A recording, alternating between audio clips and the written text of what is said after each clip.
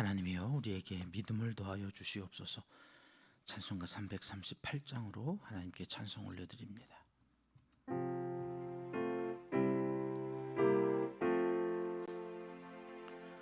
내 주를 가까이 하게 함은 십자가 짐 같은 고생이나 내 일생 소원은 늘 찬송하면서 주께도 나가기 원합니다. 내 고생하는 곳 옛 야곱이 돌베개 베고잠 갔습니다. 꿈에도 소원이 늘 찬송하면서 주께도 나가기 원합니다. 전성에 가는 길 험하여도 생명길 되나니 은혜로다. 천사 날 부르니 늘 찬송하면서 주께도 나가기 원합니다. 야곱이 잠 깨어 일어난 후 돌단을 쌓은 곳 본받아서 숨쉴 때 되도록 늘 찬송하면서 주께도 나가기 원합니다.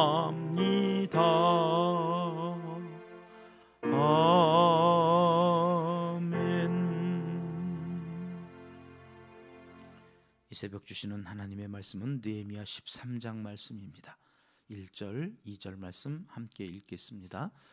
그날 모세의 책을 낭독하여 백성에게 들렸는데 그 책에 기록하기를 암몬 사람과 모압 사람은 영원히 하나님의 총회에 들어오지 못하리니 이는 그들이 양식과 물로 이스라엘 자손을 영접하지 아니하고 도리어 발람에게 뇌물을 주어 저주하게 하였음이라. 그러나 우리의 하나님이 그 저주를 돌이켜 복이 되게 하셨다 하였는지라. 아멘. 오늘 느헤미야 마지막 장입니다. 13장으로 끝나는데 성벽을 재건하는 임무가 있었지요. 그걸 잘 마쳤다. 그게 6장이었다 그랬고 7장 1절에 와서 문짝을 달면서 그야말로 많은 그 힘들고 어려운 상황들 속에서도 하나님이 맡겨주신 책무를 잘 감당한 이스라엘 백성들의 그 모습을 보았는데 어제 봉헌식은 언제 했다고요? 12장. 그것도 1절부터 하지 않고 27절부터 했다. 그러면서 우리가 확인한 것은 뭐예요? 전능하신 그 하나님에게 성벽이 중요하지 않았다는 거예요. 성전이 중요하지 않았다. 성전이 있어야 되고 성벽이 있어야 되는 이유는 그 하나님께서 귀히 여기시는 하나님의 사람들 때문이다. 사람이 중요하다. 사람 중심의 삶을 살아가야 되는 이유가 하나님의 모든 관심이 그 사람에게 있는데 더 구체적으로 얘기하면 그 사람은 누구를 이야기하는 거예요? 이 새벽에 하나님 앞에 나와 기도하는 나에게 하나님은 온통 모든 관심이 나에게 있다는 거죠. 내가 얼마나 소중하고 내가 얼마나 귀한 사람인지.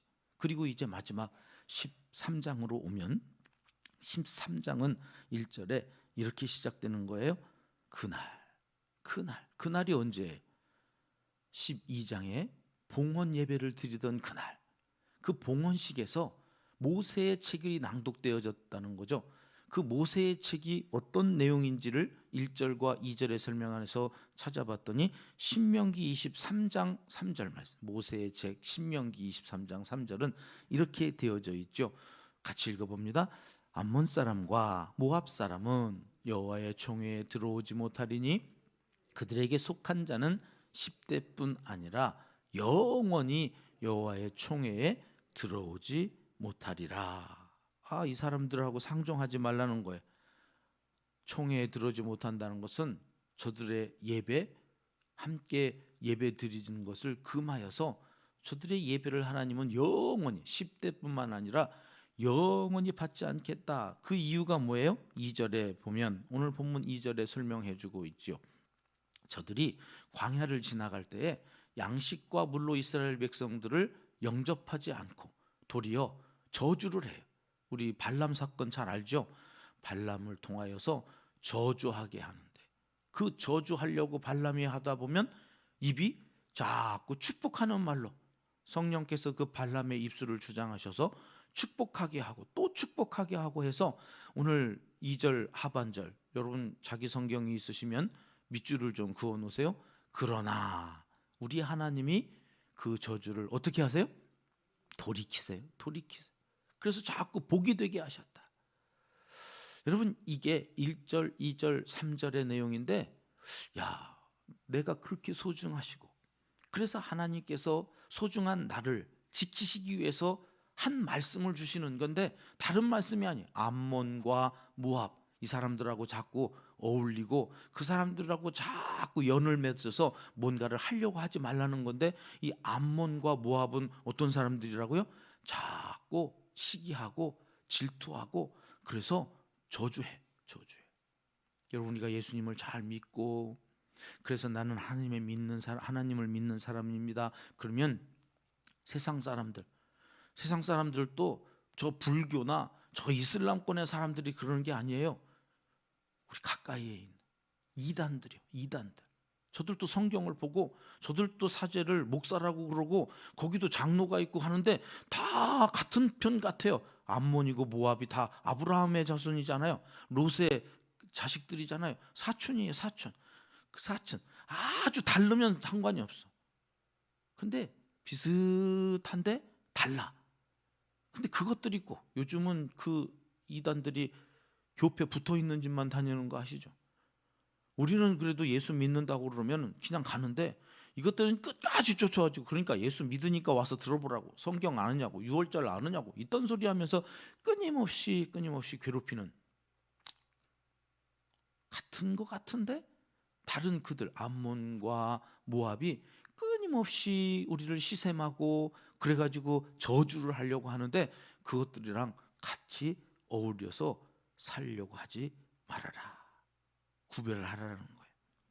사람들은 예수 믿고 하나님 믿어서 그래서 나는 이렇게 좀 잘 살아보려고 합니다. 그러면 자꾸 비웃어요. 조롱해요. 끊임없이 넘어뜨리려고 그래요. 그러나 여러분 염려하지 않아도 되는 것은 여기 그러나 우리 하나님이 그 저주를 돌이켜 복이 되게 하신다. 누가 우리를 자꾸 욕하고 그래서 시기하고 하나님 믿어서 복받고 잘 살면 자꾸 넘어뜨리려고 하여 우리를 괴롭히는 그들에 대하여 여러분 우리가 두려워하지 않아도 되는 것은 하나님이 그것까지도 돌이켜서 복이 되게 하신다. 시냇가에 심겨진 나무처럼 살게 해주신다는 거예요. 주변이 아무리 가물어도 이 나무는 걱정이 없어요. 왜?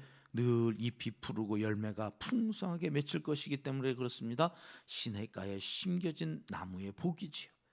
사람들이 이러쿵 저러쿵 자꾸 우리의 마음을 흔들고 그래서 예수 잘 믿는데 왜 나는 이렇게 마음이 괴로우냐? 여러분 거기에 걸려 넘어지시면 안 돼요. 3절 말씀 우리 같이 읽어볼까요? 3절 시작. 백성이 이 율법을 듣고 곧 섞인 무리를 이스라엘 가운데에서 모두 분리하였느니라. 성경이 있으신 분들은 저기에 더 동그라미 하나 또 하셔요. 곧. 그렇구나. 이 백성들이 그 말씀을 듣고 깨닫고는 곧 이것을 실천해요. 어떻게? 분리해버려. 나를 자꾸 괴롭히고 힘들게 하고 조롱하고 비웃으면서 내가 이 신앙의 삶을 살아가려고 하는데 방해되어지는 모든 것들을 분리시켜요. 마치 아브라함에게 야, 너 이제부터 할례를 행하여서 끊어내라. 옛 습관과 그 어리석었던 삶의 모든 것들을 끊어내면서부터 이제는 선택받은 하나님의 백성으로 살아가게 되어지는 것처럼 분리해내. 이거를 민기적거리면 안 돼요. 주저앉아서 다음에 하지, 요번까지만 그러면서 자꾸 딜레이 시키다 보면 못하는 거예요. 곧 즉시 그 말씀에 입각하여서 신앙생활에 도움이 안 되는 모든 것들을 분리시키고 나가는 거예요. 여러분 그리고 이제 4절로 오면 여러분 이 4절은 3절과 4절 사이에는 벌써 시간차가 12년 아닥사스다 왕 20년의 봉헌식을 하고 이제 이 4절이 시작되어지는 이 시간은 아닥사스다 왕 32년이니까 12년이 흐른 거예요. 벌써 그렇게 12년 사이에 어떤 일이 있었느냐? 느헤미야가 성벽을 완성하고 봉헌식을 한 이후에는 아닥사스다 왕한테 다시 가요. 그 빈 공간 사이에 어떤 일이 있었느냐를 지금 설명하고 있는데 4절 말씀 같이 읽어봐요. 시작.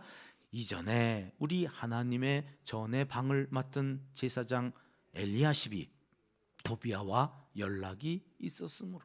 여러분 도비야 아시죠? 도비야 산발락과 함께 성벽 재건하는데 방해했던 암몬 사람이 도비야예요.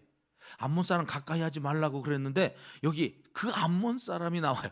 도비야가 제사장과 연락이 되었다는 것은 모종의 관계를 맺었다 그런 말이에요. 그 제사장 엘리야십은 뭐 하는 사람이에요? 하나님의 성전의 방을 관리하는 사람이에요. 방. 야, 여기는 누가 쓰고 이 방은 누가 쓰고 이런 거 있잖아. 여러분 성전이요 아무리 커도요 저기 큰 궤도 있어보고 뭐 개척도 해봐서 성전도 없어가지고 사택에서도 예배 드려봤잖아요. 성전이라는 데는요 언제나 방이 부족해요. 방이 개척했을 때도 방이 부족했고 뭐 성전 크게 지어가지고 이제 한 2,500명 모이는 그 교회에서 있는데도요 방이 모자라요. 방이 지하 2층부터 저 5층 6층까지 있는 그 건물에 그 많은 방이 있는데도요 방이 부족해가지고 청년들이 입이 대빨이 나와가지고 막 우리는 힘든 거는 다 시키면서 방 하나 안 준다고 막 이러면서 제가 청년부 그때 맡아서 있을 때 애들이 불만하고 우리도 방 좀 하나 주세요. 우리는 뭐 얻어온 자식이에요. 막 이러면서 애들이 불평을 막 하고. 그러니까 교회라는 데는 늘 방이 부족한데요. 그 방을 맡은 엘리야십 제사장과 도비야가 모종의 관계를 맺고 어떻게 했다고 하느냐? 그 다음 절 5절 말씀 같이 읽을게요. 시작. 도비야를 위하여 한 큰 방을 만들었으니 그 방은 원래 소재물과 유향과 그릇과 또 레위 사람들과 노래하는 자들과 문지기들에게 11조로 주는 곡물과 새 포도주와 기름과 또 제사장들에게 주는 거제물을 두는 곳이라. 아니 하나님의 일을 하기 위해서 하나님의 사람들이 그 방을 사용해야 되는데 갑자기 암몬 사람이 그 성전에 있는 한 큰 방, 그것도 작은 방도 아니고 큰 방을 쓰고 있었다는 거죠. 어떻게 가능했을까요? 도비야가 그 방을 쓰면서 엘리야십하고 무슨 관계를 맺 엘리야십이 그로 인하여서 어떤 유익이 있었겠죠. 도비야가 방 쓰게 하면서 거기서 생기는 유익에 뭐 5대 5로 나눠 갖자라든지 하여튼 이런저런 자기에게 유익이 되니까 이런 짓을 엘리야십이 하는 거지. 그냥 뭐 자기에게는 아무 일도 없는데 괜히 방이 부족한데 도비야에게 그 방을 줬겠습니까? 이제 느헤미야가 그렇게 아닥사스 동안 수상궁에 있다가 어느 날 돌아와 보니까 성전에서 이런 비리가, 이런 말도 안 되는 일들이 이루어지는 것을 보고 8절 말씀해 보면 어떻게 했대요? 심히 근심했대요. 심히 근심해. 아니 뭘 근심해? 와가지고 처리하면 되지.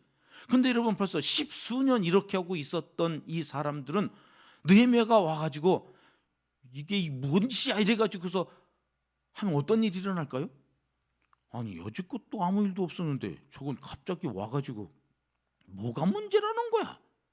이미 거기에 타성에 젖어 있고 거기서 아무 일도 없었어요. 십수년 동안 도비아가 그 방 쓰고 있어서 오히려 교회는, 성전은 더 잘 됐고, 도비아가 이런저런 일들로 인해 가지고서 힘을 쏟아 가지고 자기들은 신앙생활하는데 더 유익이 됐어요. 뭐가 문제라는 거야? 그러면서 오히려 느헤미야의 리더십이 문제가 생길 것을 염려하는 거예요. 가만히 있어봐. 이건 아닌데? 아닌 것을 아닌 것이라고 얘기하고 개혁을 해야 되겠는데, 개혁을 하려고 하다 보니 거기에 있는 사람들이 그 개혁을 찬성하지 않을 수 있는 거죠. 아니 하나님의 말씀이 그렇다고 자꾸 얘기를 하는데, 그렇게 안 살았어도 우리 교회 아무 문제 없었어. 뭐가 문제인데? 이럴 수 있잖아요. 아니 우리나라 뭐가 문제라는 거예요? 요새 대통령 바뀌더니 자꾸 일이 뭐 이렇게 되냐 뭐 이러면서 또 이야기할 수 있잖아요.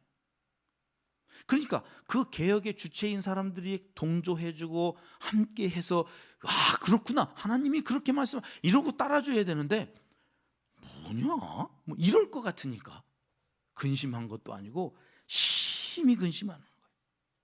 노아가 아무 일도 없는 그때에 그 태평성들을 누리면서 장가가고 싶다는 사람들에게 가서 야 홍수가 있을 거야, 배 지어야 돼. 그랬더니 뭐라 그랬대요? 사람들이 다 비웃고, 무슨 비가 무슨 한 달이 지나고 1년이 지나고 도대체 10년 지나도 홍수 없는데 자꾸 배는 짓고 있고 이게 있을 거라고 자꾸 와서 같이 짓자고 그러고 사람들이 비웃었던 것처럼 느헤미야도 심히 근심하는 거예요. 이건 아닌데 이거 어떡하지? 그러다가 큰 결단을 하고 이제 9절 말씀 가봐요. 같이 읽겠습니다. 명령하여 그 방을 정결하게 하고 하나님의 전에 그릇과 소재물과 유향을 다시 그리로 들여 놓았느니라. 근심하면 두 가지 중에 하나 선택해야 되잖아요. 이렇게 여지껏 살아왔던 사람들과 편성해서 함께 살 것인지, 아니면 내가 욕먹고 힘들어도 하나님의 뜻을 이루어가기 위해서 결단하고 다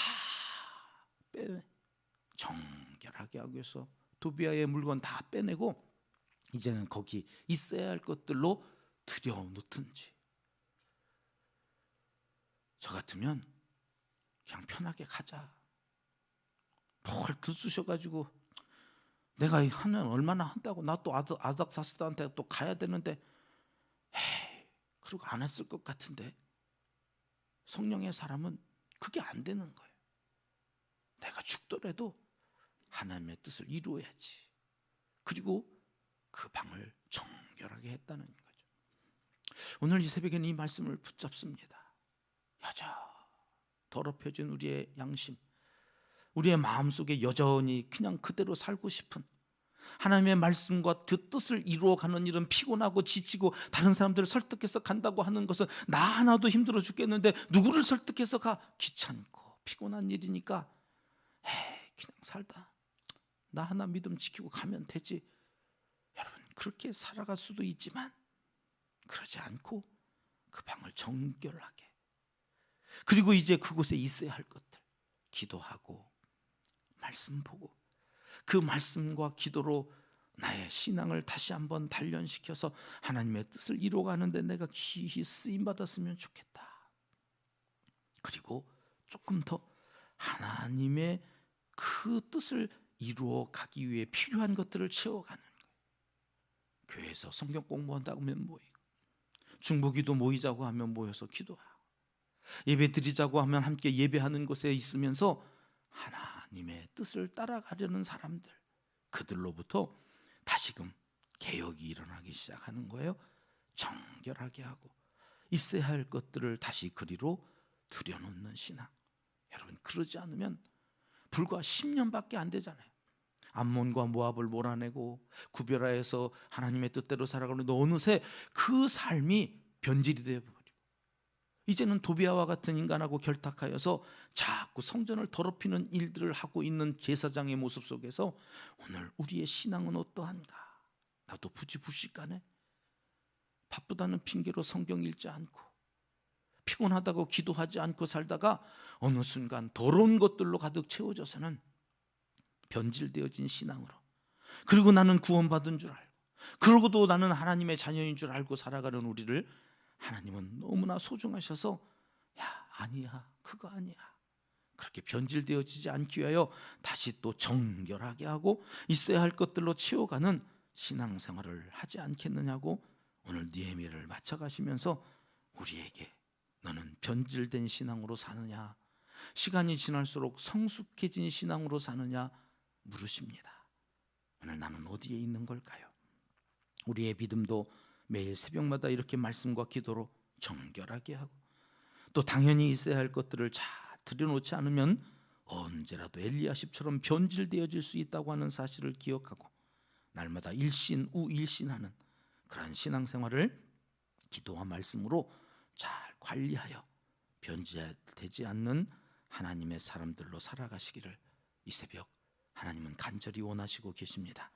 기도하겠습니다. 하나님 아버지, 험한 세상, 유혹 많은 세상에서 변질되지 않고 이 순전하고 거룩한 믿음으로 말씀 따라 순종하며 잘 살아가는 믿음의 사람들이 되기를 간절히 소망합니다. 도와주시옵소서. 성령께서 이끌어 주셔서 날마다 하나님 주시는 기쁨으로 살아가는 하나님의 사람들이 다 되게 하여 주시옵소서. 이제 못다한 기도를 주님 가르쳐 주신 기도로 아뢰오니 하늘에 계신 우리 아버지, 아버지의 이름을 거룩하게 하시며 아버지의 나라가 오게 하시며 아버지의 뜻이 하늘에서와 같이 땅에서도 이루어지게 하소서. 오늘 우리에게 일용할 양식을 주시고 우리가 우리에게 잘못한 사람을 용서하여 준 것 같이 우리 죄를 용서하여 주시고 우리를 시험에 빠지지 않게 하시고 악에서 구하소서. 나라와 권능과 영광이 영원히 아버지의 것입니다. 아멘. 금요일 새벽 합심해서 기도할 제목 나누겠습니다. 변질되지 않은 싱싱한 믿음으로 살아갈 수 있기 위하여 기도하겠습니다. 오늘은 다음 세대 양육 공동체를 위해서 기도합니다.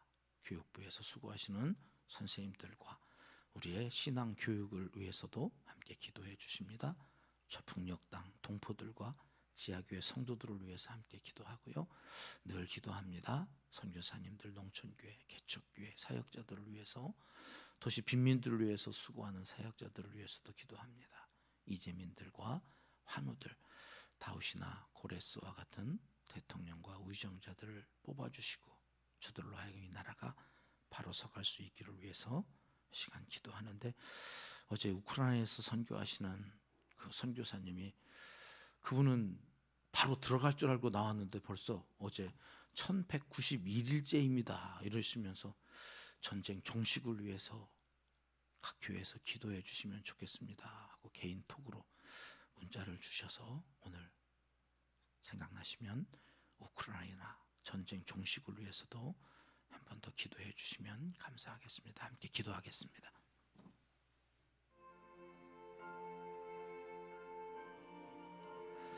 참 좋으신 우리 아버지